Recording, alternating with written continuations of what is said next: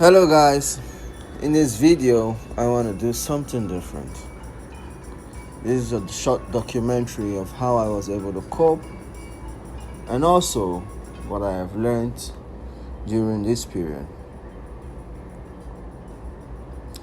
You see, for an outdoor person such as myself,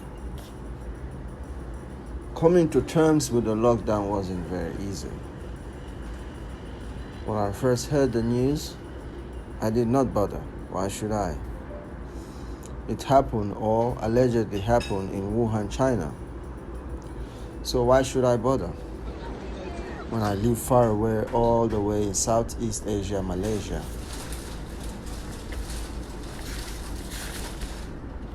So, life for me continued just as normal, as usual. Little did I know that which I had chosen to ignore will come to have a profound impact in my life as it did billions across the world. This is Kudi Adventure, and this is my story. Lockdown in Cyberjaya, Malaysia.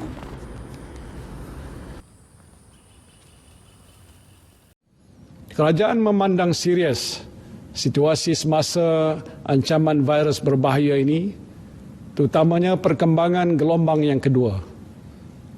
Keutamaan kerajaan kita pada masa ini adalah untuk mencegah penularan baru wabak ini yang dibimbangi akan menyakiti lebih ramai rakyat. Situasi semasa wabak ini memerlukan tindakan drastik diambil bagi memulihkan keadaan secepat mungkin.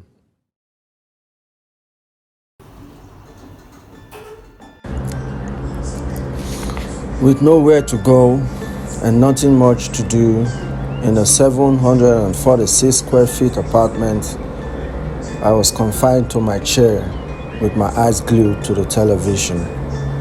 It is just 2 weeks, I said to myself, as a consolation, totally oblivious to the reality.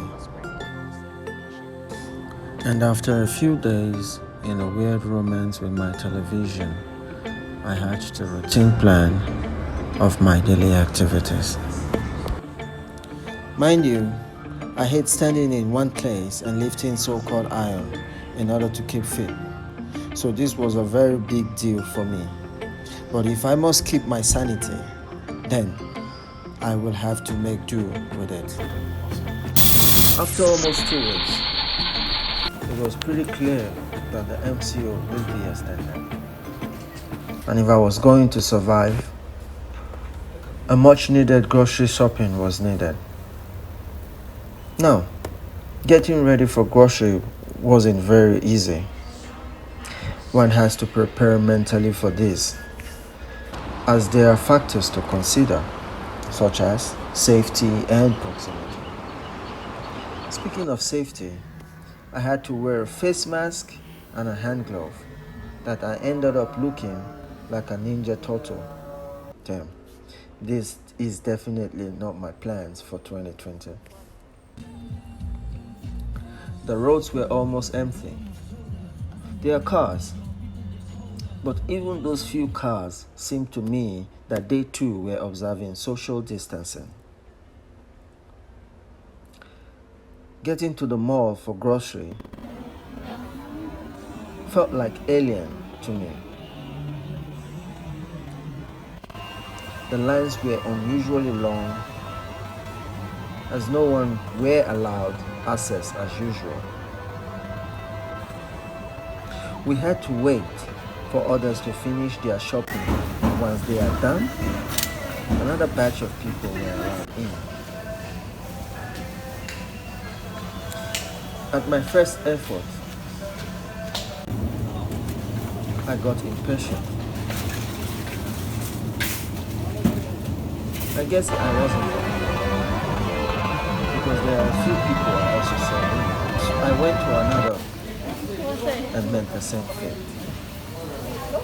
Simply put, if I was to survive or get anything for my survival, I will have to learn to be patient. which wasn't what I was good at, obviously. And since I wasn't sure about eating outside or trying out and tasting meals scattered around every mama shop, which can literally be found at every corner, I had to get these groceries. And I also had to learn how to cook and make a good meal for myself. Not bad, a chef in the making. It rained heavily around this period, and at one point I said to myself, it is good. Maybe God or nature is trying to wash away the COVID-19. Days passes swiftly and night falls, and soon enough I lost track of time. Sunday felt like Mondays, and Mondays felt like Fridays, and so it goes. Weeks become months, and on May 11, 2020, the Malaysian government announced a new systematic approach in the curve of the dreaded COVID-19 called CMCO, Conditional Movement Control Order. And after a week of careful observation, I couldn't wait to see how it was outside. Firstly, I went to the mall. So guys, the whole dogs were locked. It was one way in and one way out. So guys, this is the new now. Everyone had their face mask on. Everyone is being scanned at the entrance. And at every shop, in fact, as soon as you step feet at every shop, you are required to sign your name and number.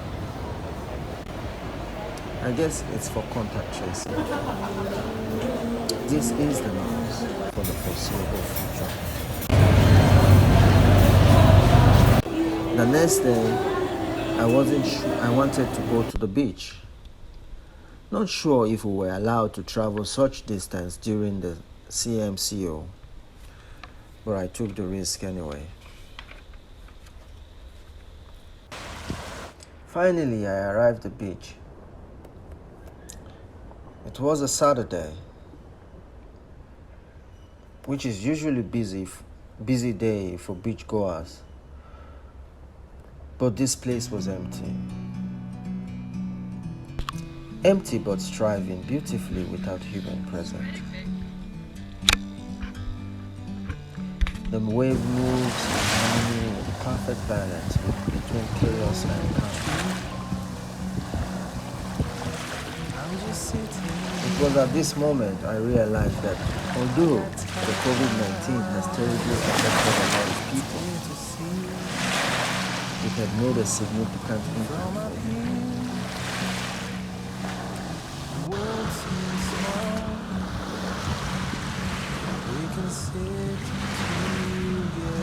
During this period, unknowingly, I have been able to learn to be patient.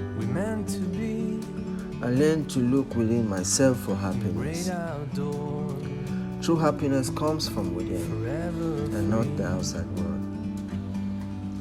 I learned that though things may not go as planned, it isn't always for the worst.